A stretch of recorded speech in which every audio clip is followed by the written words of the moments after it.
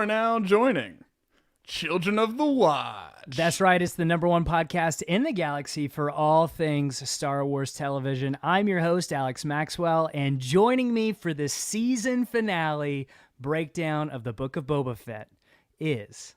Mac Lacey. Alex, we made it. We're at the end of the road. It's been such a journey, so many twists, so many turns, but we're finally ready to wrap it up. We had to discuss the finale. We had to give our final, thoughts and feelings about the series as a whole, and we'll definitely get to talk about what's coming up next. After we're done with that. So, so this is obviously we're doing a full breakdown of every single scene of the Book of Boba Fett. And this, I don't know if it's the series finale or season finale. It's kind of open to where I could see a season 2 happen, but I'm not sure that it actually needs to. Yeah. But there is something that's very exciting that they announced right before we went on to the podcast, that the next thing that is coming is Obi-Wan Kenobi, and the premiere date, I'm happy to announce, is May 25th, and we will be there for that, just like we've been here for The Mandalorian and the Book of Boba Fett, doing scene-by-scene breakdowns, as well as voicemail hotline episodes where you guys call in and you give us your thoughts and your theories about what's going on. And I think Obi-Wan Kenobi is going to be a lot of fun. Yes. Yeah, everything that has come out about it so far is just indicating that it's shaping up to be just a wild series. And I cannot wait to watch it, and then I can't wait to talk about it here in the same place, same bat time, same bat channel. That's with right. you, Alex, and with all of our viewers and our lovely patrons. And we thank you all so much for staying with us, through the transition into Children of the Watch, from Mandalorian Watch into, as we branched out and started covering a different show, with the Book of Boba Fett. You guys have all been amazing. So just off the top, wanted to thank all of you guys, and special shout outs to the patrons holding us down on the Patreon. We this would be super empty and pointless without y'all. So Exactly. It's just so much fun, this whole community, and just to celebrate a love of Star Wars. And if you're familiar with our channel, our podcast, that's what we do. We celebrate and we love Star Wars. And even if we didn't like something necessarily, we're gonna find something good to talk about and something to celebrate, and that's not a knock on this episode at all. No, don't. That was. Yeah. I laughed inappropriately, probably, about that. But so I don't know. I love Star Wars, and what a way to kick off this year with the Book of Boba Fett. This series has been, I mean, admittedly, I think it's been up and down, and it's had very high highs and low lows. But this episode, I thought ended in a very awesome fashion, and it ended with the crime war that we've all been waiting for. That storm finally broke, and we got to see everything play out that we had been talking and speculating about. And so it was a lot of fun. I had a lot of fun watching this episode this morning. yeah, for sure. I definitely think it wrapped up. It put a bow on pretty much every storyline we had going. So whether or not if we were pleased with those results could differ, but it definitely concluded everything in a holistic manner. So yeah, absolutely. So before we jump into our breakdown, a bit of business before we get into that. You can follow us on Twitter and Instagram at COTWatch. Also, you can support us by joining our Patreon, like Max said at the beginning, patreon.com/The Mandalorian Watch. For $2 a month, you get access to all the bonus episodes that we have, commentaries on season 1 and 2 of The Mandalorian, but also the bonus voicemail hotline episodes. And we'll be doing those, like Max said, for Obi-Wan Kenobi as well, and then later Andor. So that's exciting. But if you can't support us in that way, you can support us by giving us a 5-star review on Apple Podcasts and Spotify. That just kind of helps push the podcast out in front of people, and that is just a great way to support us. And I think that does it for the announcements. So. I think that will be the final business section for the Book of Boba Fett season 1. Oh, wow. Yeah. All right, well, let's do this. Chapter 7, In the Name of Honor. Now that title is evocative. It's we're leaning into the cheese factor a little bit with it, I think, but I think in a fitting way, right? Yeah. I mean, Yeah. It's kind of back to that, the serials, the westerns, the samurai movies. It's kind of evocative of all that for me. It is very like a Western vibe to that title. Yeah. I do like that. So the director of this episode was Robert Rodriguez, and the writer, of course, was Jon Favreau. And let's do this. We open up on the lower canyon of Mos Espa and fade into the destroyed sanctuary. Inside, Boba Fett and Fennec Shand survey the damage. I did think this line was funny. Boba Fett declares that they are at war. It is official. It's official now. First shots have been fired. We're at war. And Fennec confirms it was inevitable. And Boba's concerned about the cost of fighting this war. He's really worried that it might destroy all of Mos Espa. And behind them, Den enters, coming back from when he visited Mos Pelgo or Freetown. I'm sorry. Yeah.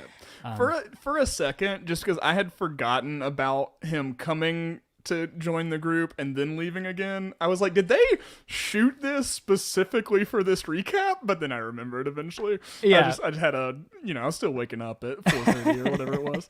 It's hard to remember at 4 a.m.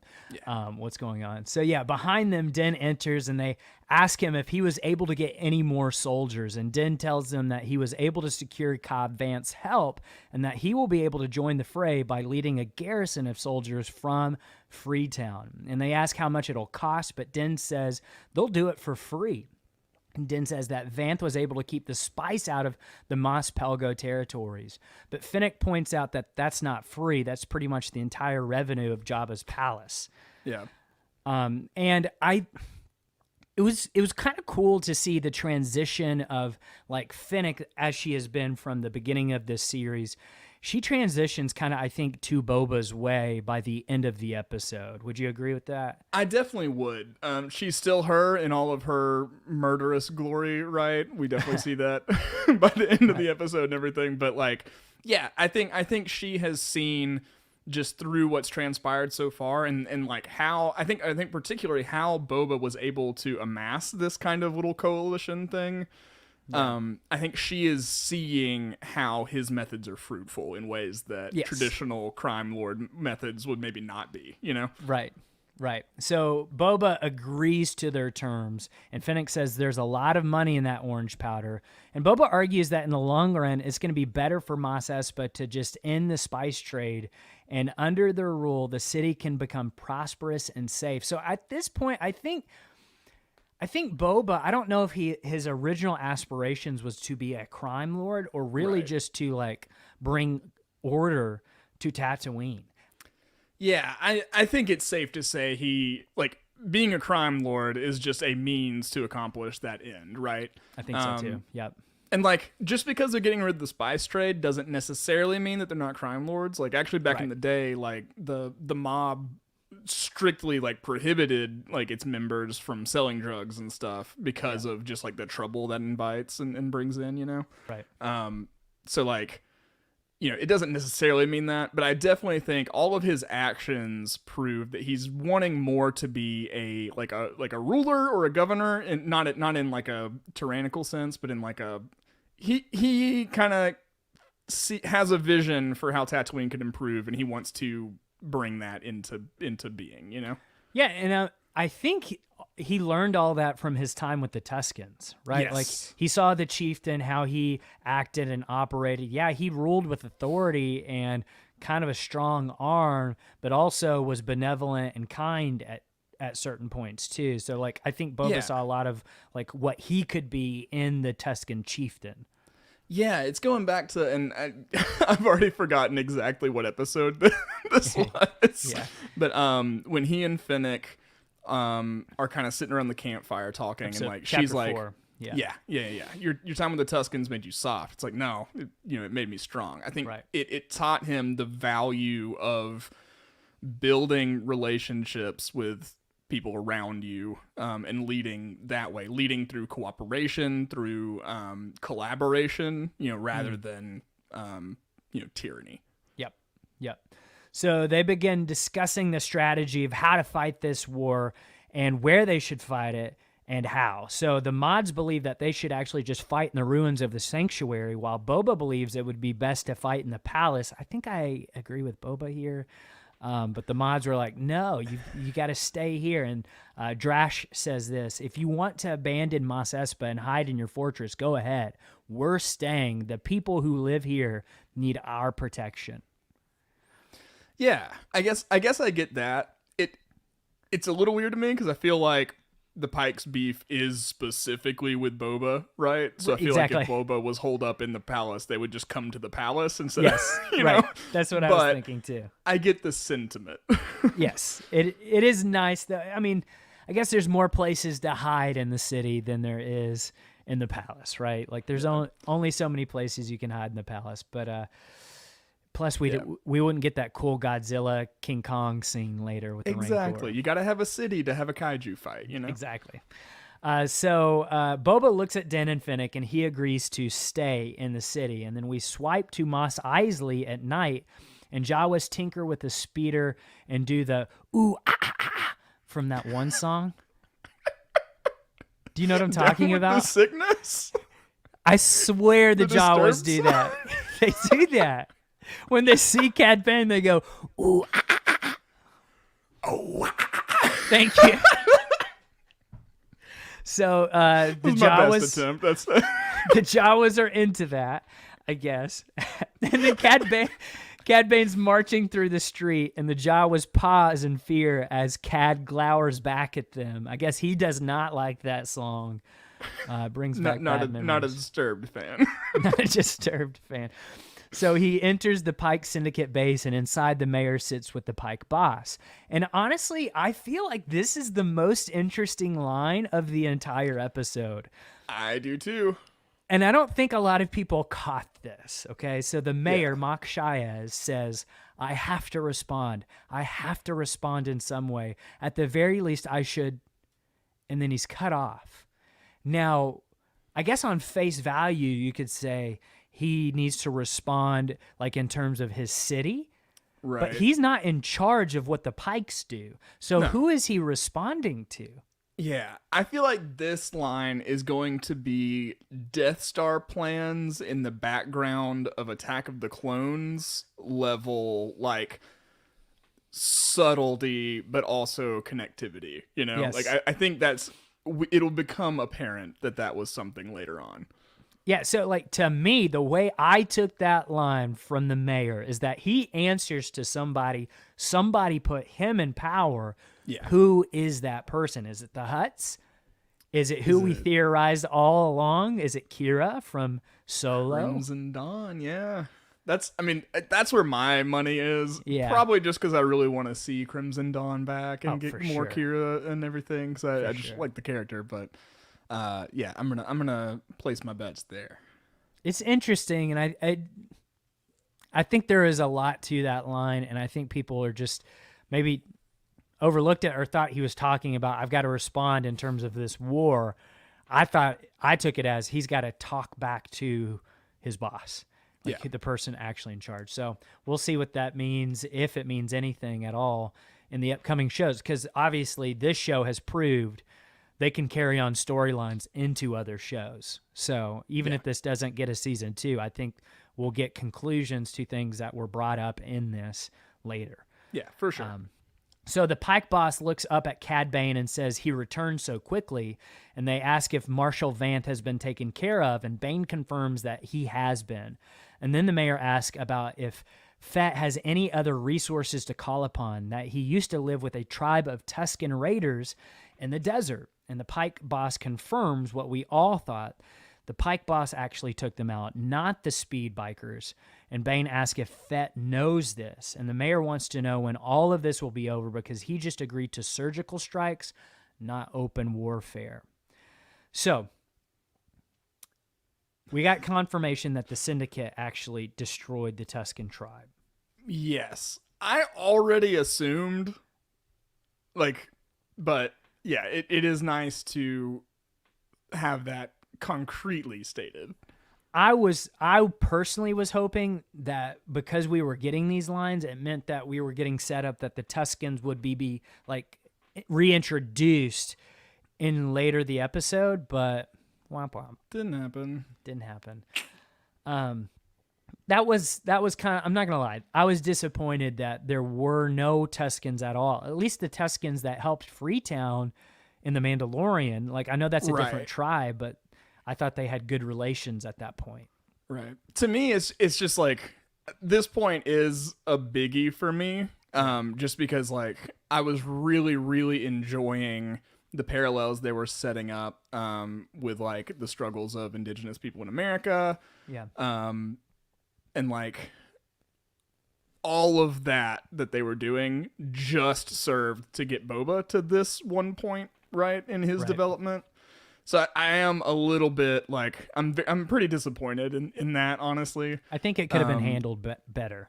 Yeah, I wanted them to have some agency in this story, right? To be able to kind of take their fate into their own hands and, you know, find some peace. But see, like, on the one hand, that just goes to show how well they did with those characters, with the Tuskens, and like building up that tribe and making us really love those Tuskens.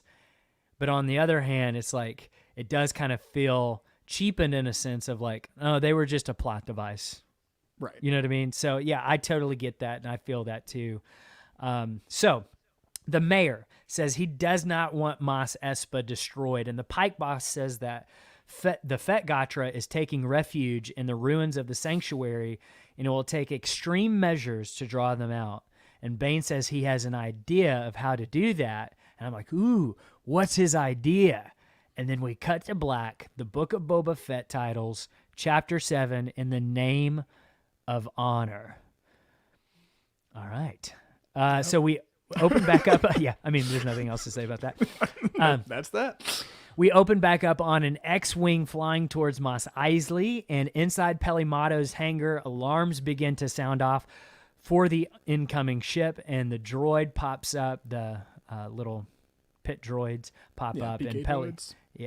And Peli wakes up and nervous, thinking it's a New Republic inspection, right? Like, she's thinking that she's gonna get got for some reason. Yeah. And I'm assuming Luke's X-Wing is kind of off the grid, right? He's probably keeping that a nice incognito craft, I would imagine. I would hope so. So she rushes out to explain some things as it sets down, but then we start to realize that it's Grogu in the cockpit and R2 flew him there. Now, I've seen a lot of people be like, Luke couldn't even hand him off himself. I get both sides of it. I don't think you can have Luke in this battle because then it's no battle. Right, it's over. We saw what happened at the end of Mandalorian season 2. Like, but anytime Luke shows up, it's just, oh yeah, day's saved. No worries, yeah, you know. Right. But also, I feel like maybe they could have waited to reintroduce Grogu for the post-credit scene instead of what we got for the post-credit scene, and it just be a little longer post-credit scene, and you could have had Luke handing him off and kind of explaining to Din, hey, listen, he's great, love him, but his heart's not in it, and I don't want to make him do something he doesn't want to do and give him back to Din. I think that would have been kind of cool, but we get some cool moments out of Grogu because he's in the battle. So it's I don't know. It goes both ways. So, I enjoyed that I enjoyed the little moment where it is Luke showing up. Like, I thought that kind of magic trick was well done. And then, you know, because I'm like, is nobody in there? Is it just R2 showing up? And then Grogu's in the seat. So yeah, it was cool. So R2 asks where the Mandalorian is, but Peli says that he's doing a job in Mos Espa. And as Peli picks up Grogu, she learns his name, and she says, Grogu, that's a terrible name. Sorry about that, honestly pal. My initial reaction, but it has since grown on me. Yeah, no way am I calling you that. And I think that was a lot of people's initial reactions, and I think that's why they put that in here, right? Yeah, it's one of those lines like Luke's like, this is not going to go the way you think from the trailer, you know? It's kind of one of those. It's like a little bit meta. Yeah. So then she pulls back his robe and sees that he's wearing the Beskar. So I guess we got that choice off screen. Yep. So. And that's fine with me. Yeah, that's fine. I think we got the answer, Right. And I think he made the right choice, honestly. For him, I think so. I mean, just think about what the little guy's gone through in his life already. Right. But I think you're right that what we speculated in the past, eventually it's going to end up being both anyway. Yeah. So we'll just have to wait and see on that front. But Peli says to bring him in the dung worms, and then Peli lets him eat. That's disgusting. Those are poop worms.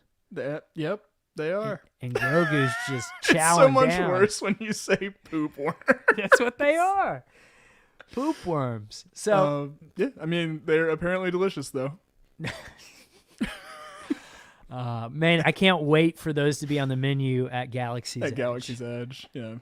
It'll just be like little Haribo snakes, but... So we cut back to the sanctuary as Finnick kind of lays out the whole battle plan for us. The Pykes haven't truly arrived in numbers yet, and Finnick says that the truce that Fett negotiated with the other families of Mos Espa will ensure that they remain neutral. No problems to see here. Yeah. And like from the moment that scene happened in the episode it originally happened in, I am never going to be able to pull an actual episode that anything happened in for the rest of the time. So I'm very sorry for that, y'all. But chapter 3, I think chapter so. 3. I think so. Yeah. The moment that truce was negotiated, I was like, yeah, that's not going to come back to bite anybody at all. Yeah. So we cut to Drash and Scad cruising the starport, and Finnick dubs over saying that the Gamorrean guards are posted there and will alert them if any more Pike Syndicate forces arrive, and that's the Klatooinian territory. Chrysanthemum is posted in the Trandoshan territory. Who thought that was a good idea? I don't know. Yeah, we took an entire scene to show how he just doesn't like Trandoshans, and that's not gonna that's not a smart arrangement. Nothing ultimately happens really. I mean, he gets swarmed by some Trandoshans later. But, right. I was expecting him to not be able to exercise self-control. Right. Exactly. But yeah. So the mods will cover the Workers District and the Aqualish Quarter. And I guess that reminds me, too, we never really got any answers on why they kept bringing up water so much in this series. Yep. It just, unless they do a season 2 where something happens with water, it kind of feels like a loose end there of oh, okay, well, you just really want us to know the history of Tatooine. That's cool. Yeah, I mean, I guess the water scene supports Boba's methods as a ruler, if that makes sense. Yeah. But that's about it. Right. So no one can flank them, and when Freetown arrives, they'll be able to overwhelm the Pike forces wherever they choose, basically. And then 88 enters. Where he has been this whole time and where he is after this is a question I have. I guess he's with Max Rebo somewhere. Yeah, just chilling, in the green room of wherever Max is playing. Yeah, so 88 enters the ruins and says someone was there to greet them, and then it turns out to be Cad Bane. And Boba exits to see what Bane wants, and Boba says this, "I thought I smelled something." And then he goes on to say if he's looking for a job, he's late. And Bane says he's actually there to negotiate on behalf of the Pike Syndicate. But Boba says he doesn't negotiate with gutless murderers, and then Bane repeats the same line that Boba said to Koska Reeves in the Mandalorian Season 2 finale. Cad Bane says, "If that's not the Quacta calling the Stifling slimy." So to me, that implies the shared history between the two, right? They spent a lot of time together. Yes. Without actually doing flashbacks or anything like that, I think just through their exchange here, they do successfully set up that sense of history between the two. Yeah. I thought that was well done. So Boba tells him to leave, and Bane says don't count on people of Freetown anytime soon, that he should have left Vanth his armor. And then Finnick and Din peer out from the ruins as some Pike sharpshooters back up Bane from the perched positions. And Boba says that he will only negotiate with the head of the Pike Syndicate. Bane says, "Oh, you mean the one that killed the entire Tusken tribe?" Yeah. So he's just trying to poke the bear. So this is his plan. I thought maybe he might have like a more elaborate plan. Yeah. No, it's just to like rile him up. But yeah, I think Cad did know that his specific presence would inspire a different reaction in Boba than like the Pykes knew, just because of that history, you know. Yep. I also think though too, like Bane is operating off of how he used to know Boba Fett, right? Like Boba Fett 100%. used to fly off in fits of rage like Kylo Ren almost, especially when he was a kid under the tutelage of Cad Bane during the Clone Wars, and he's counting on that, and it doesn't happen. Now, for a second, we think maybe Boba's going to give in and just start this whole thing right here and now. But he relents. So he gets ready to have the duel we've all been waiting for, but Fennec talks Boba down. She says now isn't the time because it's not on their terms. And I just want to point out, too, that Fennec and Cad Bane also have a shared history that we saw in the animated series, The Bad Batch. Mm-hmm. And I know a lot of people are like, why didn't they even say anything? I just kind of think of it as like they're all kind of contemporaries. They know each other so well. They don't have to acknowledge each other every time they're around each other. So it didn't really bother me that Fennec didn't mention that. Like playing music, I know a lot of people in a lot of bands, you know, Right. but it's not like when we are, you know, in the same room, we always got to be like discussing the show last week or whatever, you know, Right, you know exactly. what I'm saying? You remember that one time 30 years ago where I beat the crap out of you? Yeah. I just don't like, why is Fennec going to say that? You know, like there's no reason to. Also, like all these people have a little bit of other things going on. Yeah. Moment. There's kind of a tense standoff happening in the moment. Yeah. I do really love, like, they've nailed the gunfighter Wild West standoff, like, tension with Cad Bane every time. Yeah. And, like, Boba just moving his hand said so much, like, as far as what he, like, the decisions he was making internally, you know? Yeah. Just placing it either on the barrel of the rifle or back on top, you know? I loved it. That was good. That was really good. That was a great scene, for sure. Yeah. Fennec says that he's too emotional, but Boba knows that Vanth and the people of Freetown are not coming. But Fennec once again reminds them that now isn't the right time. They have a bit of a stare down, but Boba relents. He kind of puts his hand on top of his rifle, like you said, and says that negotiations are terminated. And Cad says, "You're going soft in your old age." And Boba replies, "We all do." And then Bane leaves, and immediately the Major Domo comes out to praise Fett. And I just got to say, like, the Major Domo was a highlight of the finale. I'm not going to lie. I really like his character. I mean, he definitely played, like, I don't like his character in, like, I don't want to hang out with him. Yeah. He seems like unbearable. But, like, I really enjoyed the role he played in this episode. Someone in the Discord pointed out, like, he's like a living version of C-3PO.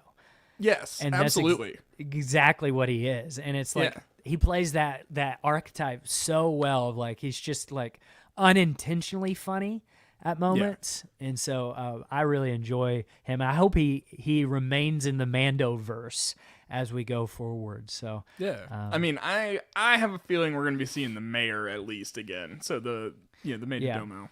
Well, I guess maybe not the mayor, but maybe. Oh yeah. Never mind. I think we will he got Batman. That sector of the story. If that makes sense. That's what I meant. I think what we were referring to at the top of this episode with you know, that one leading line. I think the Major Domo will show back up. R.I.P. Mach Shaez. You were a cool Ithorian. Yeah. So Fett wonders aloud how much they would have like to pay for the Twi'lek. Like how much would the Pykes and get paid for him? And the Major Domo apologizes, says that he should have never interjected. And then they're interrupted by a transmission from Drash. And she says something feels strange where they are back at the Workers District. And the Aqualish begin pulling out blasters and just start like pointing them at the mods and stuff. And then back at the sanctuary, Din is confused because they thought they had a treaty. Like, what the heck? And Boba thought they did too. And then in the Trandoshan territories, they begin pulling out blades and begin surrounding Chrysanthemum. And at the spaceport, ooh, this is rough. The Klatooinians do their best Captain America impression and wait for the train to pass in front of them as they stand there mysteriously. And then meanwhile, the Trandoshans attack Chrysanthemum and they just like swarm him. That dog pile shot was genuinely unsettling. Yeah. I felt bad for old Santos. For sure. He's kind of grown on me these last few episodes. I really like him. Like, I think they've established him as more than just like a Chewbacca in the 90s drawn by Rob Liefeld character, if that makes sense. Yeah. Like, they've given him his own, characterization and mannerisms and personality. And, I really enjoyed his addition into the live action sphere. Absolutely.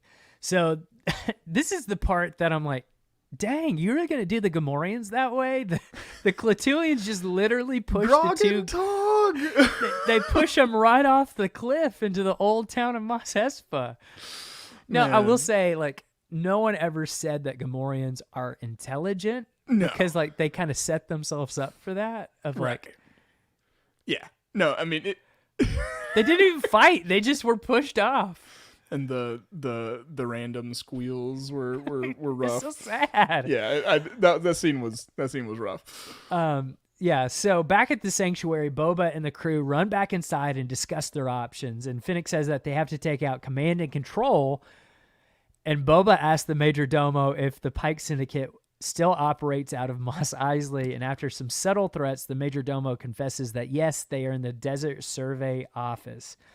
And Fennec leaves to go do the job she should have done back in Chapter 2, right? Yeah. What else do you have a master assassin around for? I mean, like, if that's what you were if that would have ended the war, why didn't you just start with that? And if you're going to do it anyway. Like, obviously, it's not a moral question, right? Like, they don't care. So Yeah. Yeah. But I mean, regardless, this whole thing is really cool because it just really highlights Fennec in a very cool way. Like, from this point on, like, I love her helmet, number one. If you've never seen what her ship looks like from the Bad Batch, might be the coolest looking ship I've ever seen in Star Wars. It's dope. It is dope. Like, Din should consider getting one of those because they're legit. I just love Fennec so much, and I'm glad that we were wrong early on about maybe she ends up betraying Boba. Yeah, for sure. Because, I am too. Like, she is legit, like, one of the coolest new characters we've gotten since, I guess, Star Wars has been back. Right. Yeah, I mean, like, I do think there was interesting stories to be told with her, like... Yeah. Kind of having shifting loyalties and stuff. But with this way, it ensures that we're going to get more of her for longer, I think. And I'm definitely cool with that. Yeah, I'm down for that.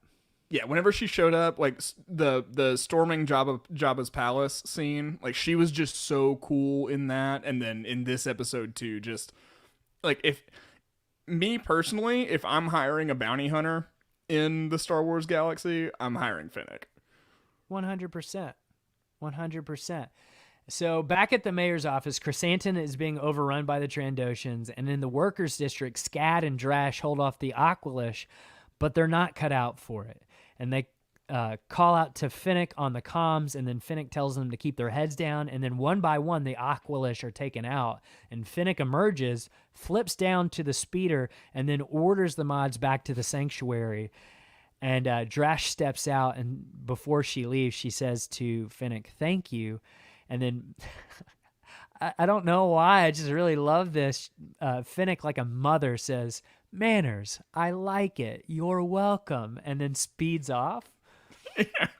I love that. And Drash watches, and I think she's also amazed at just how fast a speeder can go. She's never seen a speeder that fast before. Right. She's never moved faster than 20 miles an hour in her life. So, like... I mean, that's pretty cool to see from the get-go, right? Yeah. No, it's... Man. I think looking back on that whole chase scene, it might be one of my favorite Star Wars things ever now. I think next time I watch it, it'll read as intentionally funny next time. Yes. I think. It wasn't a after mistake. Sitting with it for this time and everything, I think it'll read as intentionally comical.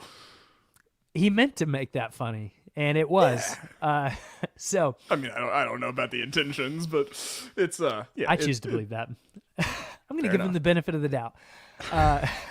We wipe back to the sanctuary, and the streets are empty, and then the Pike soldiers begin to arrive in full force, fanning out throughout the alcoves and balconies in front of the rooms of the sanctuary. And Din tells Boba that they have arrived, and Boba asks if Cad Bane is with them. Now, this whole scene we're about to get to, I think, is my favorite sequence from the finale.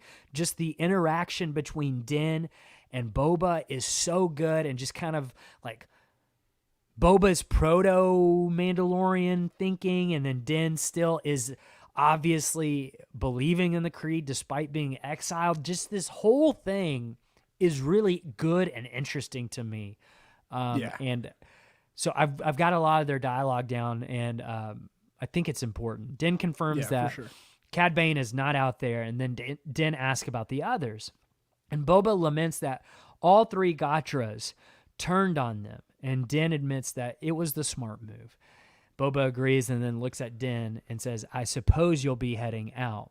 Din says, I'm not. And Boba replies that you should. And this is the part where Din says, it's against the Creed. I gave you my word. I'm with you until we both fall. So, Mac, right now, I just want to say, I give you my word, and I'm with you until we both fall. Alex, that means so much to me, and I just want to, in return, say that I give you my word, and I'm with you until we both fall. In the name of honor, we say this to each other. There we go. All of you are witnesses to our pact. This is the way. This is the way. So Boba says, you really buy into that bantha fodder? And Din says, I do. And then I love that.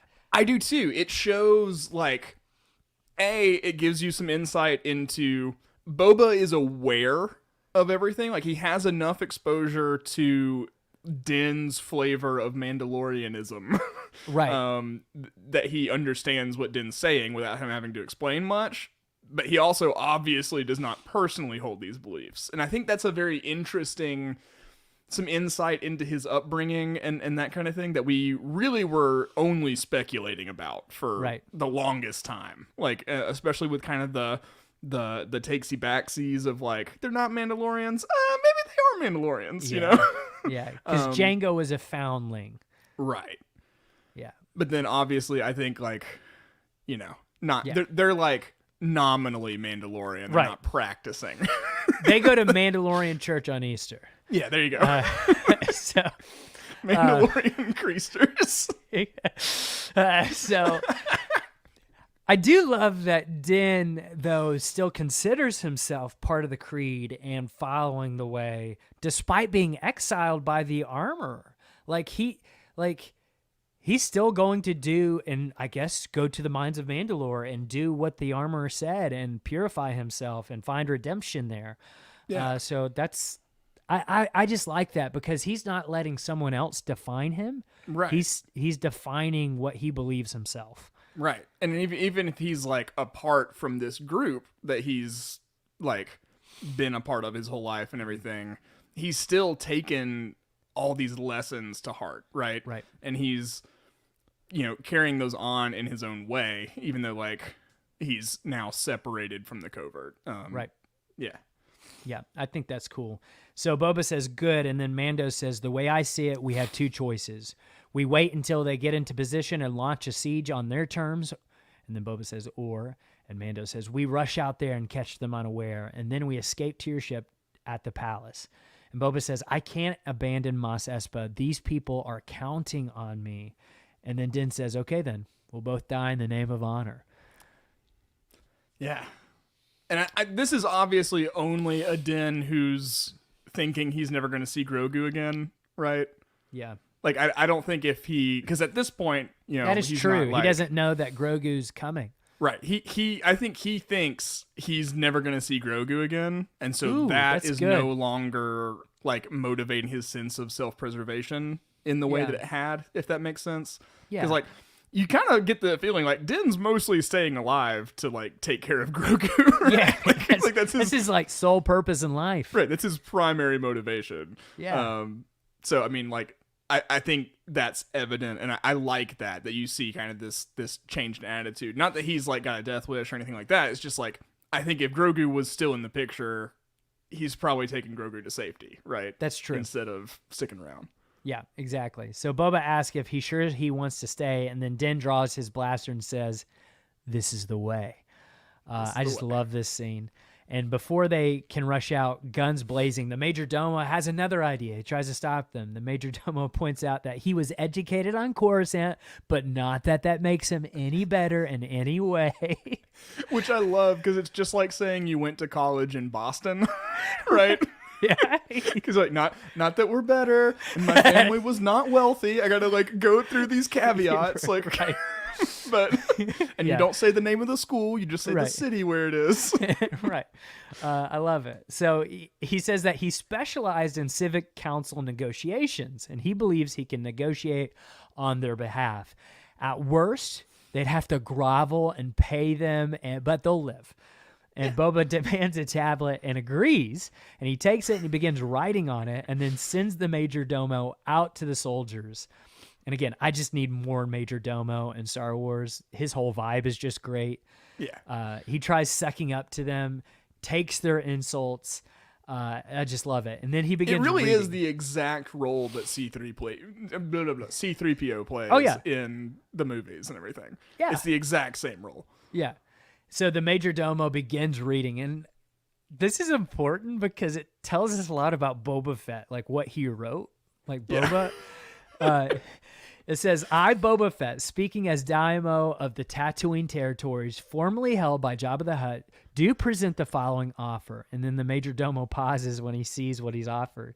He tries to avoid reading the rest of it, but the pipe wants to hear it. So the Major Domo continues. The following offer, nothing. You will leave this planet and your spice trade. If you refuse these terms, the arid sands of Tatooine will once again flourish with the flowered fields, fertilized with the bodies of your dead. I love this for two very different reasons. It's so metal. It's a great callback to The Godfather, number one. Yep. But also, I think Boba is kind of like into poetry or something. Like, it's got some nice alliteration going on. I like that he took the time to write this response out, right? Like, he could have just said nothing, right? Like, we'll kill you if you don't leave. Like, right. But just this big of a swing with this, it's just, I love that he takes the time for that, like, that drama, that theater, right? You know? It's like, it that's tells you not a just lot for about us. That's consistent with his character, like, through the series, too, I think. Absolutely. So the Pykes are about to shoot the Major Domo when suddenly they begin being shot at from above, and the war is on. Boba flies over on his jetpack, and then the Mandalorian flies in as well. And as we all know, if you've got the high ground, you win in Star Wars. Yeah, and that's why in this case the jetpack theory did not come into play, because the high ground theory definitely negates any so like theory. If you have the high ground buff, basically any of your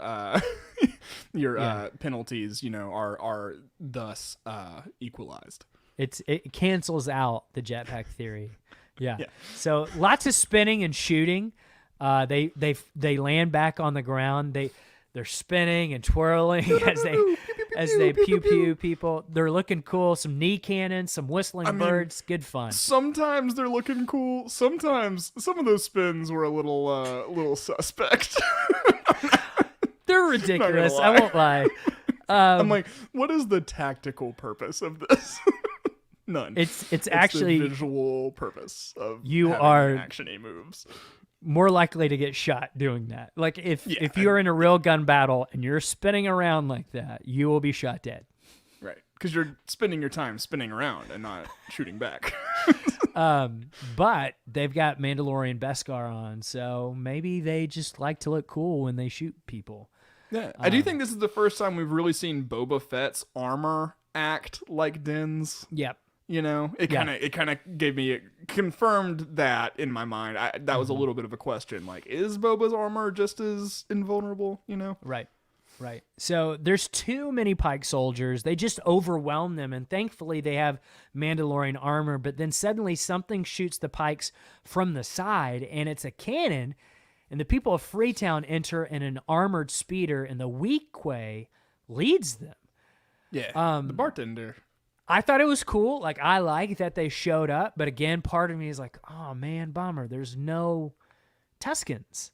Yeah. I wanted this to be the Tuskens, or like maybe the Tuskens and the people of Freetown. That's like exactly. as a joint force. That would have been my ideal outcome, I think. But I mean, I do like that. Like it makes sense like that they would be motivated to do this with the presumed loss of Cobb, right? Like, you know. So I mean, I like that they show up. I do just think that like there was some other opportunities here. I do feel like they are doing it for Cobb, right? Like in his name. Yeah. Even though he's not dead, but I guess they all think that he is. Well, think about who Cobb is as a character. He just stepped into a role that was really none of his business, right? Yeah. And he just decided like, I'm going to do the right thing and kind of be this, you know, like I'm going to be kind of the rhyme and reason around here, right? I'm going to try to do what I can to pitch in and kind of organize these folks to like build a better community. And I think like that spirit, like what better way to honor Cobb than like step into a situation where maybe it's not necessary that you be there. Like it's not being thrust upon you, but you're taking it upon yourself to help out, do the right thing, kind of in the name of the greater good, you know? I do like that. That is cool. So the people come out and fire at the soldiers, and Din tells the Weequay that he's sorry for the Marshal, and the Weequay explains that they did have to come because this planet deserves better. Yeah. Then, for a second, I thought we would get a 45-minute Vespa chase, Uh-huh. but the Pykes take out Scad's bike, and then Drash saves Scad, and the other mods arrive and hide out with the rest of Boba's forces. And then we hear a roar, and at first I was like, oh, cool, they've unleashed the Rancor, but it's not the Rancor yet. It's Chrysanthemum. Yeah. And two Pykes go flying, and Chrysanthemum marches in, and he's just taking blaster shot after blaster shot, and eventually... His fur is Beskar. I don't know if you knew that. Right?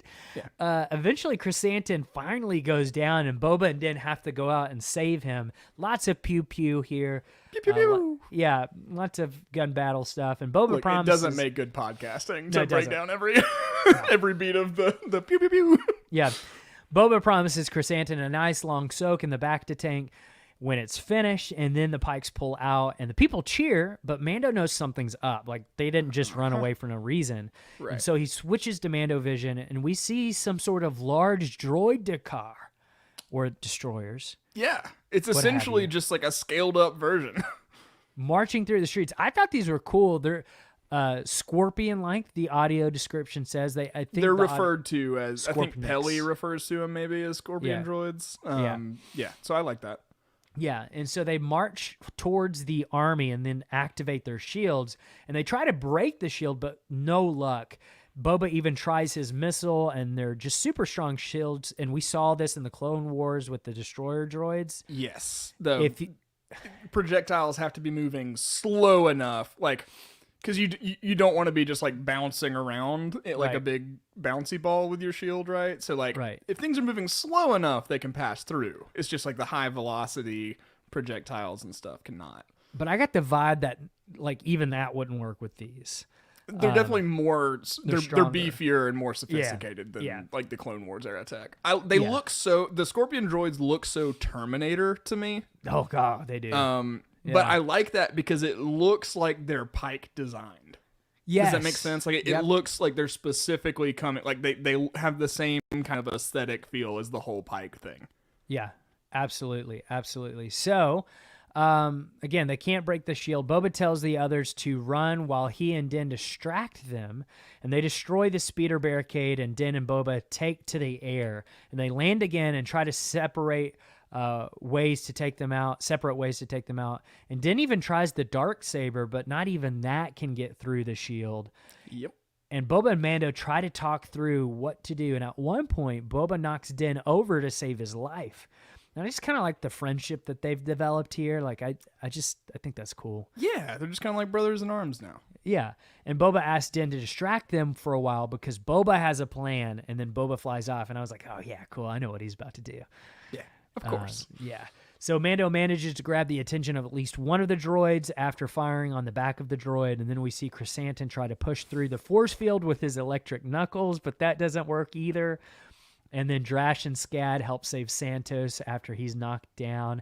And then I'm not even going to address the Scad twirling shooting thing. Yeah, it's fine. It's whatever. Then back with Mando, he's still fighting the other droid all by himself. Yeah. And as he's running, Peli Motto arrives by repulsor lift carriage, and she's got her pit droids with her, and she's been looking for him and has a surprise. Talk about bad timing. Horrible timing. Peli is the absolute worst babysitter on the face of the earth. Not that she's on Earth, I guess, but yeah. Imagine just like, oh, I know this kid. I know who he belongs to. Let me take him into a war zone. Could you not wait? Right. Just like, how does she not know what's going on? How is she like surprised at everything? right. Like, and I also, at this time, the battle's been going for a while. Like, it's not like word wouldn't have spread by, like, they have the HoloNet, you know? You could at least hear it. I mean, as you're getting closer. Right. Like, she pulls into the same alley as the Scorpion drone. I don't get it. Frog Lady would never. No. She Frog would Lady never. is ultimate caregiver in the Star Wars universe. She is the best. I would actually like Lady. Din to permanently hire her as like a nanny. Yeah. Like a nanny. That would be awesome. Actually, I think I would dig that. Actually, Quill would never do that either. I don't think. No. So Din tries to get her to turn around, but she doesn't hear him, and the carriage speeds off faster than the Vespas. And then Din jumps on the back, and the other group get behind a wall and decide just to dig in there. And Drash explains that there's actually nowhere else to hide. This is the best spot. And the Pykes begin moving in on them too. And Joe, the girl from Freetown, asks Tanty, which is the Weequay, so we get his name finally, for his cycler rifle. Joe is really cool. I think I'd like to see more of her. Yeah, she looks like she might be a veteran or something, right? Yeah. She kind of seemed like she, pretty much knew what she was doing, even had like the look down. Yeah. Like and with so, the hat. Yeah. Back with Peli, she reveals that Grogu is with her. And I'd say I'm most frustrated by this part of the episode, I think, because I was just hoping that Din and Grogu's reunion would be a little more special. Yeah. I do think the way that they get back together and how it's like, it's like almost played for comedy, like all this crazy circumstance in which they're reunited. It does feel like it like kind of to some degree cheapens the journey we've been on, right? And we'll talk about that in like broader strokes at the end, I think. Yes, but, we will. Yeah, we'll keep it moving. Grogu leaps into Din's arm, so I guess he did learn how to leap from Luke's training, so that's good. As they continue to escape the droid, and Din tells Grogu to stay hidden until it's all over, and then notices that Grogu chose the Beskar shirt, and I do like that reaction that Din has of like, oh, you chose it. Like, oh, the shirt. He even kind of says it like that a little bit. Well, he didn't know that he had a choice. Din doesn't know about the choice at this point, but he's just like, oh, you got the shirt. Yeah. It's like, you got my present. Yeah. The droid attacks again, and their moment is interrupted, and Din asks, what is he doing here? And Peli says that the Force works in mysterious ways. Eventually, the RIC droid gives out, and they all go flying, and Din manages to catch Grogu, and Peli hits the ground hard enough to lose a tooth. That was a gnarly shot, honestly. Yeah, that was pretty cool. I liked it. Yeah. Before the Scorpionic is able to take out our heroes, then there's a loud Godzilla-like roar in the distance. Yeah. But before we get to that, there is something I want to ask. We get a quick shot of street vendors looking around. what in the world are these street vendors thinking? That is not a good time for business. Look, life on Tatooine is hard, okay? When you see an opportunity, you got to be available, you know? They're just sitting there watching.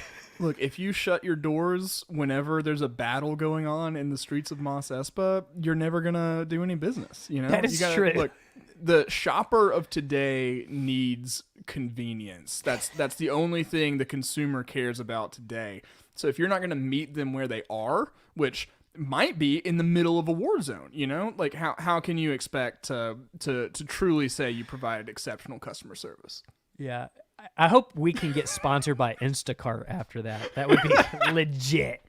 Thank you for that. So then we see the It almost sounded like an ad pivot for a second. Like I actually sounds like real life, to be honest with you. Then we see the Raincor's dorsal fins between the buildings, and I love it because I'm a huge Godzilla fan. Like I grew up loving Godzilla. Absolutely. I had a lizard named Orga after one of the kaiju villains. Yeah. Yeah. I love Pacific Rim. I don't love the second one, but I love that first movie. Yeah. I love Gundam. Deliberately, I have not watched the second one. So you don't have to. Just don't. So this was really cool because it's like we got a little bit of this in the Star Wars: The Clone Wars with the Zillo Beast, right? Yes. Yeah. Which is just in name like an obvious homage. Right. And so like if you're unfamiliar, they in the Clone Wars accidentally unearth this giant Godzilla-like creature, and Palpatine wants to, of course, to do experiments on it, so he has it transported to Coruscant, and then it breaks free, and they have to stop it. But basically, Palpatine was taking his playbook from the Weyland-Yutani Corporation. Yeah. So I just love these scenes right here. Boba Fett's on top as it like. The Rancor climbs up, you see its hands, and it rears up slowly, and then you eventually see Boba Fett on top, and I just love these scenes so much. Really cool Godzilla battle, and the Rancor is strong enough to knock the Scorpionic down, and from behind, Din puts Grogu down and ignites his Darksaber, and he slashes from behind and gets an opening, and he actually gets inside the little bubble. And he flies on top as Boba and the Rancor distract him from the front, and Din manages to cut off one of the cannons, and it turns towards a downed Din at that point. And Grogu steps outside, and he raises his hand, and for a second I was like, oh my gosh, he's going to raise this whole droid up and destroy it. I was like, oh, what he did with the training remote is just going to be foreshadowing for this. It's the same thing but bigger. But I like what happened more. Yeah, it's more true to his character. Before the Scorponix is about to strike Din again, Grogu pulls one of the ball joints out towards himself because he just wanted a giant ball. Well, he just he gets it, and then I feel like he was trying to help at first, but then once it reached his hands, he was forever distracted. Right, he was doing no more good in that moment. And I love that the impact knocks him down. The Scorpionic can hardly walk at this point, and when Boba once again attacks the droid, eventually just ripping it in half. And back with the other crew, things aren't looking so good, and from above, Drash and Joe have made it to the roof, and they decide to all-out attack in a unified assault. So everyone on the ground is going to fire to give them cover, and Drash fires at the droid as Joe takes out the Pykes soldiers. And I like these scenes because it shows that the people of Freetown, like you said before, they've really learned from Cobb Vanth's example, and they're living that out now. So that's really cool. Finally, the Rancor crashes through a building, tackling a Scorpionic down, and they have a cool Pacific Rim battle again. I was getting very concerned for the Rancor. I was too. I mean, it was getting stabbed a lot. Turns out it can take a beating, though. Yeah. The Rancor destroys the droid by just ripping its arms off and stabbing it with them, and the good guys get the upper hand, and the Pykes have the Pykes on the run, and we get a scene between Peli and the Major Domo, and she calls him Pretty Face, which kind of suggests maybe they'll date later in the future. Peli has a wide range of attraction, I think. Yeah. She ends up protecting him in battle, and no Pykes can stand against the Rancor. Boba even lifts one of them up, shoots him, Then the Rancor throws him. We get the Wilhelm scream from the Pyke. I like that. Yeah. I like that we worked one in there, you know? Yeah. And then the Rancor eats another soldier, but then Cad Bane arrives. And this scene is so cool. Yeah. Bane steps right up and shoots fire at the Rancor. That's enough to cause Boba to lose his grip and fall to the ground. And then Bane shoots more fire at the Rancor. And I guess fire for Rancors are kind of like mice for elephants. I was going to say it was like a spray bottle for a cat. Do you know what I'm talking about? Like that's exactly what it is. And then, you know, it doesn't actually hurt them, but they like go away. They don't like it. Yeah. So on the ground, Boba reaches for his rifle and gets back to his feet. He orders Bane to leave, and then Bane says, "I've known you for a long time, Boba. One thing I can't figure. What's your angle?" And I think right here, this whole scene is showing us that Bane represents what Boba would have become if he never met the Tuskens. Dead. Yes. yes. Yeah. But like eventually the job's gonna kill you. Yeah, just you become a weathered, calloused, just kind of shell of a person, honestly. Like, I don't think Cad Bane goes home to an apartment and is just like super pleased with his life, you know? Like, yeah. No. Yeah. That's a sad life. And I think sure. Boba and was lonely. starting to realize that. Right. And then, I mean, this whole show has been Boba's journey from being completely self-reliant and independent to a fault, you know, to learning how to work with others to accomplish greater stuff than you ever could alone. That's like the thesis to this show, I think. Yeah. At least the actual Boba Fett part. Oh, I mean, think about all the other bounty hunters, right? Like, Django, his dad, dead. Aura Singh, pushed off a building, dead. I don't know what happened to the other bounty hunters because they didn't show up in this show. But Probably dead. If not, they will be. Yeah. Especially Dengar. So he's definitely dead. Now, there was this thing in the Rise of Skywalker photo. Like, what are those called? The visual dictionary. It's right here. But basically, you know that weird looking like potato head thing on Kijimi? That's supposed to be Dengar. Like, he has experimented with himself so much to live forever. That's what he ends up looking like later. Whoa. Yeah. I didn't know. Yeah. And in case you don't know who Dengar is that bounty hunter in The Empire Strikes Back who has the wraps on his face, and he's a complete idiot. Nobody likes Dengar. He's just the worst. He's so bad. So Boba says, "This is my city. These are my people. I will not abandon them." And then Bane says, "Like the Tuskens." Boba says, "Don't toy with me. I'm not a little boy any longer, and you are an old man." To me, this implies that those Clone Wars, those unused Clone Wars episodes did happen. Yeah, I think it's safe to say, just from, and even if it's not like beat for beat how it happened, the general history, I think, is exactly the same as they intended it back then. I would love for them to actually finish that arc and like just release them because we'll watch them. Right. That would be sweet. I mean, like, they did season 7 well after the end of season 6, so there's time. So, like, again, if you're not familiar, there is an unused Clone Wars arc where Cad Bane takes Boba Fett under his wing towards the end of the Clone Wars, only to mentor him so that he can make him the best bounty hunter so he can beat him. Because he never beat Django, and he wanted to prove that he could beat Django by beating his son. And they end up having a duel on Tatooine. They shoot each other. There's evidence that they have shot each other when Cad dies because he's got that metal plate on his head. Yep. And then the dent in Boba's helmet came from Cad Bane. So that's the origin for that. So Bane says, "I'm still faster than you." Boba says, "That may be, but I have armor." Cad wants to find out, and they draw. Bane is faster, knocking him down, shooting him in between the armor. Bane begins marching towards him, mocking him about having to be in the back to tank. Boba angrily declares that it's his city and then shoots his flamethrower at him, but Cad manages to get another shot at him. So many flamethrowers in this episode. So many flamethrowers. He says, you gave it a shot. You tried to go straight, but you've got your father's blood pumping through your veins. You're a killer. Cad Bane kicks Boba. This isn't the first time I beat you out on a job. There's no shame in it. I also think this shows that Cad Bane is really mad that Boba is being successful and trying to change his life. Yeah, because Cad never was. Right. And it's like we all know those people, right? Like who get mad at you for your success. Right.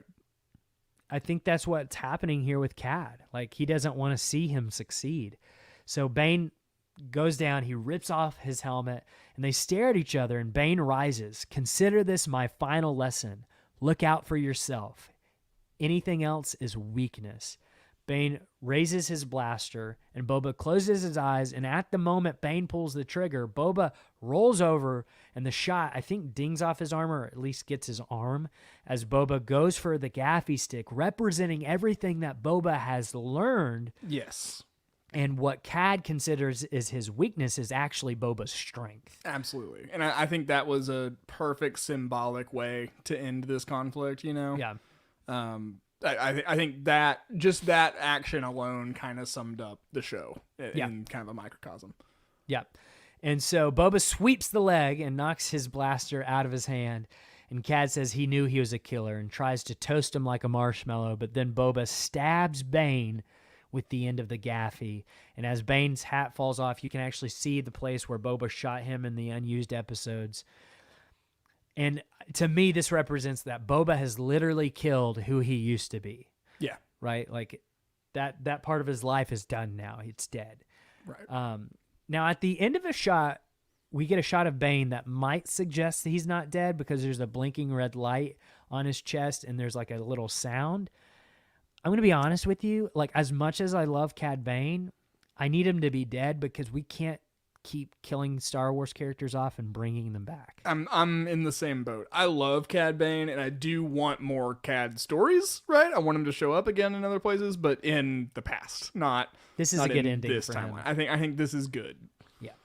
So we cut back to the city, and the Rancor is just raging in anger, and they decide to shoot the Rancor. And of course, the people of Freetown do that, right? Like that's all they know. Like they killed the Krayt Dragon, right? Without even trying considering any alternatives. Yes. And Din urges them to stop, that they are scaring it. And then the Rancor climbs the tower like King Kong. And Din gives Grogu to Peli and hands Grogu the ball before jetting up on top of the Rancor, sitting on top. Now, this is very important. Yeah. Okay. The Rancor throws him off and smashes him. It tries to eat him, but it can't eat Beskar, showing just how strong Beskar actually is. Right. And Din uses his flamethrower again on him and then is thrown to the ground. The Rancor hops down off the building and roars at Peli and the Major Domo, but Grogu walks out in front of Din, and the Rancor bends down and sniffs Grogu roaring, but Grogu is unafraid. Yep. Slowly, calmly, Grogu lifts his arm. The Rancor begins to relax. Yeah. Grogu uses the Force to calm the Rancor. It's kind of like Rey and the Snake in The Rise of Skywalker. Very similar type scene there. Yeah. But like both Anakin and Ezra in the animated series have moments like that, you know? Yeah, Ezra has a lot. So Ezra is a Jedi character from the animated series Star Wars Rebels, which takes place about 5 years before A New Hope.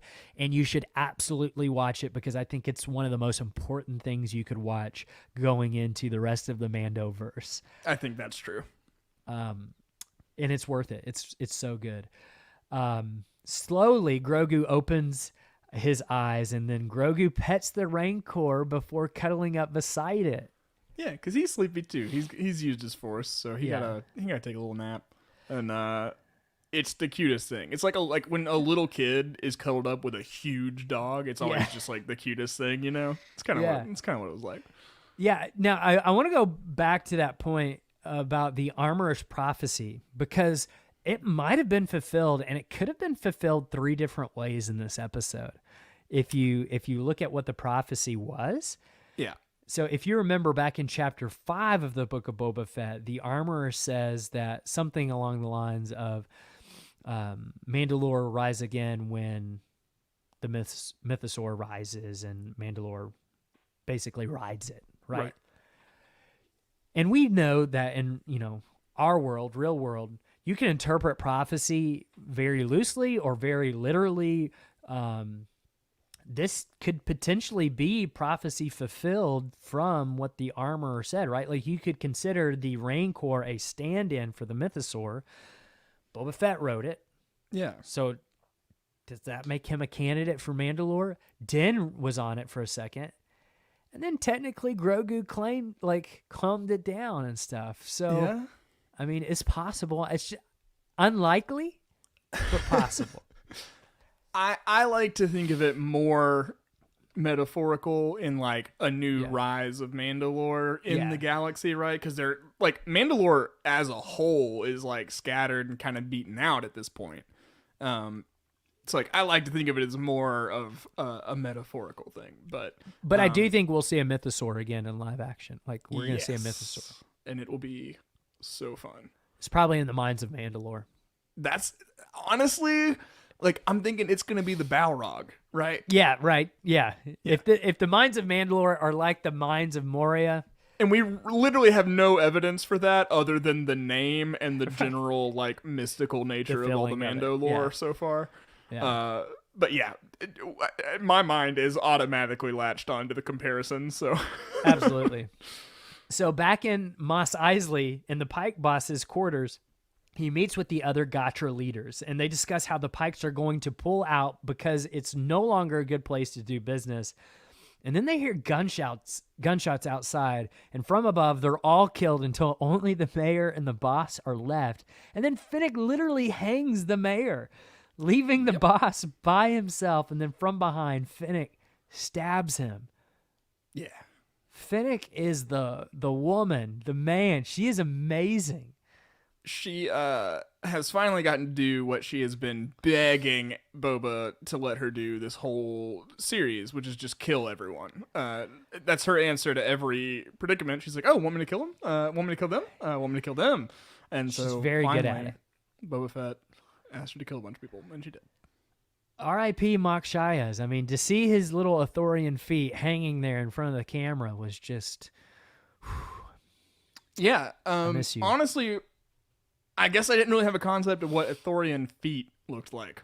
So that was a nice, I definitely now know. It's good to know now. I've always been curious what Ithorian feet look like, and now we know. Now we know. So we fade to black, and then open back up slowly to the Mos Espa spaceport. And all is right in Mos Espa. Boba and Finnick walk through the streets, and the citizens bow to them, showing that Boba has earned their respect now, because before everybody just ignored him, thought he was stupid, but now everyone's kind of bowing to him. And Boba complains about his arm, and Finnick says that he should soak in the Bacta tank, but Boba points out that it's being used. That will be for the end credits. Yep. And then he's offered a Melu run, and Boba sighs and says, "We are not suited for this." And then Finnick says, "If not us, then who?" And I think she's got a point, right? So, like, I saw a lot of people also discussing this line of, like, wait a second, you did all this for nothing? It's not what I think is, like, they're implying here. Boba's saying, like, this is going to be a hard change for us. Like, this is going to be, like, a hard thing to do. And Finnick has basically come around to where Boba was and said, like, listen, if we're not in control, someone worse will be. Right.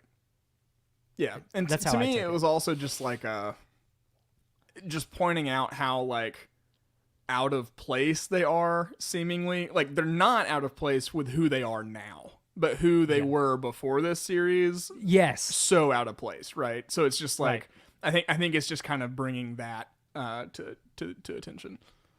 That's you got it, Mac. I pledge myself to you. Alec, you got to stop making pledges and giving me your word and all that. I'm like, it's in the name of honor, though. Contractually. It's in the name of honor. So they join Chrysanthemum and the mods, and the little rat catcher droid is there. I love that. He's just randomly standing there. Why not? And we get, like, I guess, like, this show's version of a, like, where at the end of a Star Wars movie, everyone's celebrating. Yeah. The music even sounded reminiscent of, like, the new end celebration music for Return of the Jedi, you know? Yeah. Yeah. Not and Yum so Nub, but... we cut up to the sky and fade out to space as Din sits in his N1 starfighter, and behind Din in the bubble, Grogu taps the glass over and over and over again until Din finally relents. They go fast and furious, and we cut to black. And then the credits come on, and the theme song they play, they're literally singing Boba Fett. Did you notice that? Like, I didn't. It was like a new version of it, and they're literally singing Boba Fett. Boba Fett, Boba. Yes, that's what they're doing.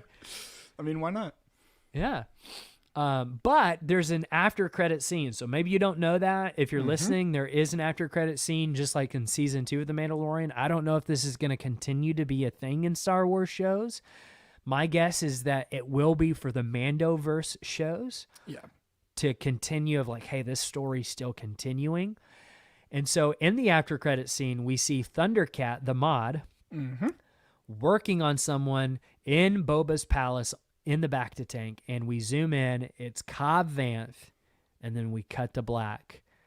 End of episode. So he's alive. And I'm glad that Cobb Vanth is alive, and I'm assuming that he is going to become a Ranger of the New Republic. Is that what that is? I don't know. I don't know. I think it maybe depends on what. It just depends. It depends on so much. I'm not ready to make a call on that yet. I don't think that they're doing that show anymore. I think they want to leave their options open, but obviously they still have plans for Cobb Vanth, and it was just weird that like it felt like the people of Freetown thought he was dead. Right. So like who got him? That was also my question. I liked the drama of the suspense being left till the end credit scene, but I did have some logistical questions. So overall, I mean, I had a lot of fun watching that episode. There wasn't a moment where I'm like, I'm really hating this or not enjoying it. Right. Yeah. It wasn't like... I think there was part of me that was hoping that this episode was going to do something wild that was going to like address all my concerns about the rest of the season. But I'm just exiting the season still with those concerns, and they'll just be criticisms, and that's fine. Yeah. At the end of the day, I feel like this show, not just the finale, had a lot of missed opportunities. For sure. Yeah. It was strange. Now in retrospect, now that it's over, it's really strange that we got Din and Grogu's story as much as we did in this show. I loved it. I think those 2 episodes are the best Star Wars we've gotten ever. Like, I mean, those two, it's up there for me for sure. Those 2 episodes are legit. They're so good, but it's just odd that they're in the Book of Boba Fett. I was really hoping for that theory that we talked about on our voicemail hotline episode where the reason we were seeing all this and the reason we saw Grogu's flashback in Order 66 is because it was a young Boba Fett who saved him. Right. And I thought, man, what a great way they could connect everything. And it's like everything just feels so purposeful, so driven, and we were all fools for questioning them. Yeah. It wasn't that, and it's okay that it wasn't that. Right. That probably makes, by the way, we did not address this, but that probably makes Barriss Offee the likely candidate for taking Grogu because her symbol was on the wall. Yeah. And that sets up Ahsoka. We'll get into that later. I don't think we need to really talk about that. No. But stick around on the podcast and we'll bring it up again at some point. But overall, like another thing that like I felt like they could have had like Bosk and Dengar and like all these cool bounty hunters present at this finale. And they didn't really need setup. They could have just been there, you know? Right. They're bounty hunters. They literally come when you hire them. Boba Fett was like, I have so many credits. Like, why not spend some of those? Or even the Pykes. The Pykes have backup. Like, it's not just Cad Bane. Right. Yeah. Yeah. Now, the rumor that Han Solo was going to be in the show. There was a rumor that Han Solo was going to be in a show. So glad he wasn't. I am too, because like he would not have what we have from the show. It wouldn't have made any sense for him to really been in this. Now, had Kira been connected like we were speculating, then there could have been room. Yeah. Then there could have been room.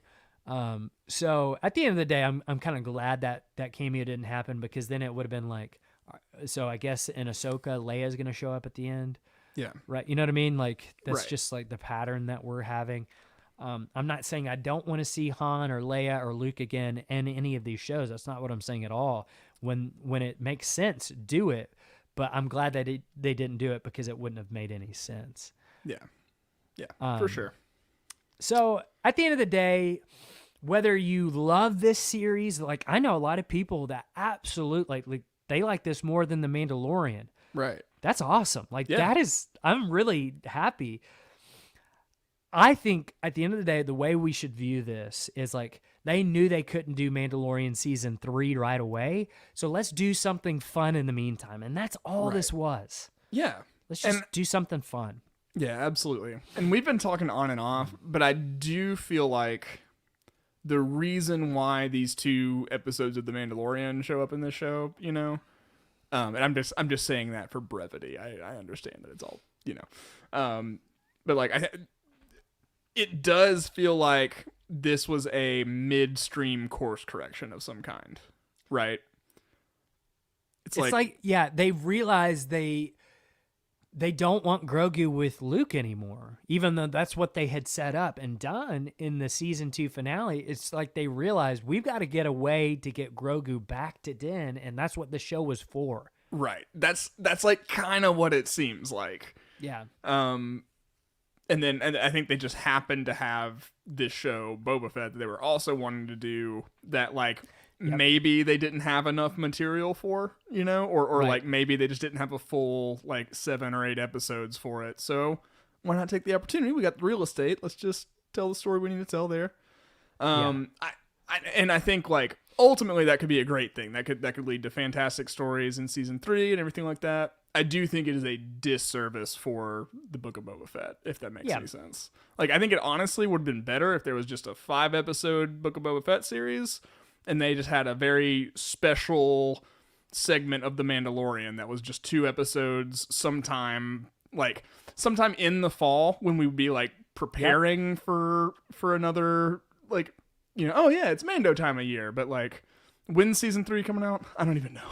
Now they're saying probably around Christmas at this year. So like probably like the same release date that this had. It's like, what if like September, October, they did just like a special edition of a Mandalorian season that was just the 2 episodes, just like a little teaser. Like you call it something different, like The Mandalorian Grogu's Choice or something like that. That's a horrible title, but Grogu's just like something. It's The Bachelor or something. Yeah, Yeah. Will you accept this lightsaber?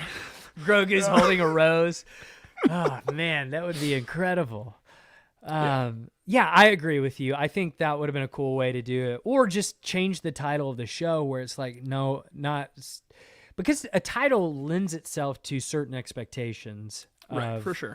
Like I use this example in our Discord on the Patreon to some people. Like if I'm watching the movie Solo and then they do a 45-minute aside to everything Darth Maul has been doing all this time, I would love that. I would love it. Yeah. Like, this is amazing. I love Darth Maul, but this is super weird.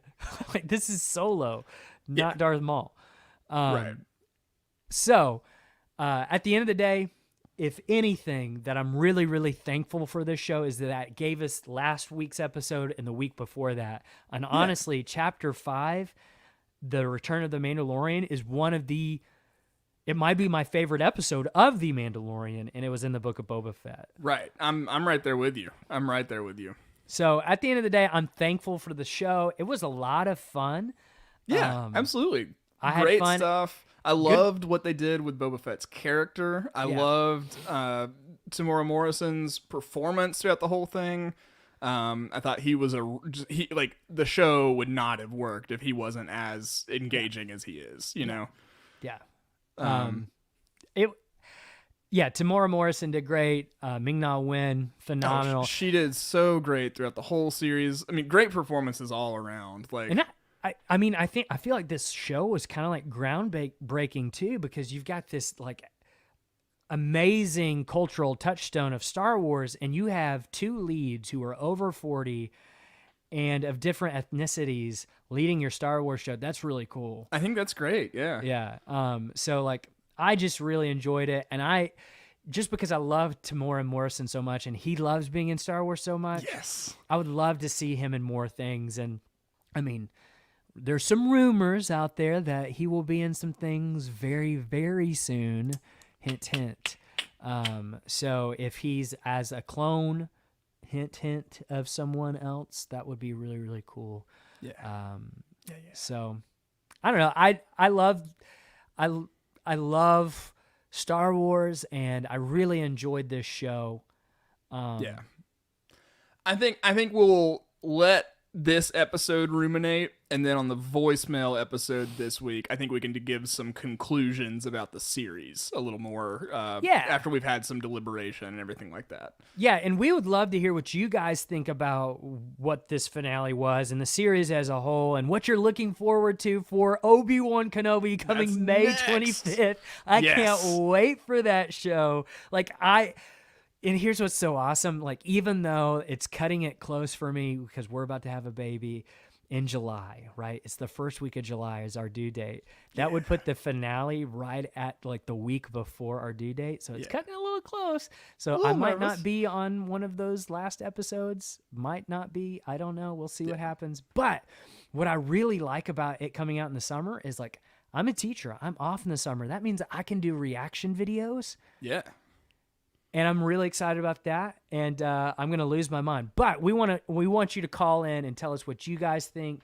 You can call in to the voicemail hotline, and it is 205-259-6675, and you can find those in the show notes as well. And then we've got the Beskies coming up. Yes, February 26th. That is our award show. It is yet to be determined if we're going to do it for every season of a show, or if we're just going to do it once a year for all the shows that came out that year. We'll see how it goes. Yeah. We haven't had to make a choice yet because we've only had one show a year so far. It will be changing for next February, but it's award season, so we're just kind of doing it at the same time. But yeah, that'll be a lot of fun. We'll release more information about that. But yeah, February 26th, the Beskies.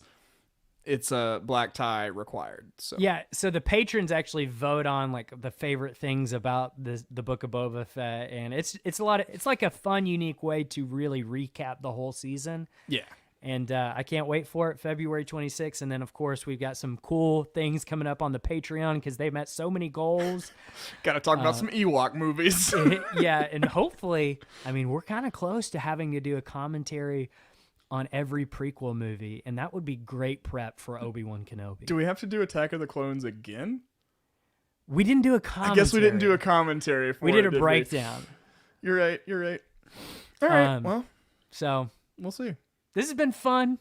Absolutely. And more to come. I mean, more to come. We'll have a voicemail episode out about this, just right around the corner, so be on the lookout for that. And then Obi-Wan again in May. So excited for everything coming down the pike, but thank you guys so much for taking this ride with us, for tuning into all our Book of Boba Fett coverage. It's been super fun. Loved hearing what you guys had to say. I mean, I think this is definitely the most audience interaction we've had so far as a show ourselves, So I think it's been really fun in that regard. But anyway, until all of that, keep the watch. Ending the broadcast while we're still smiling.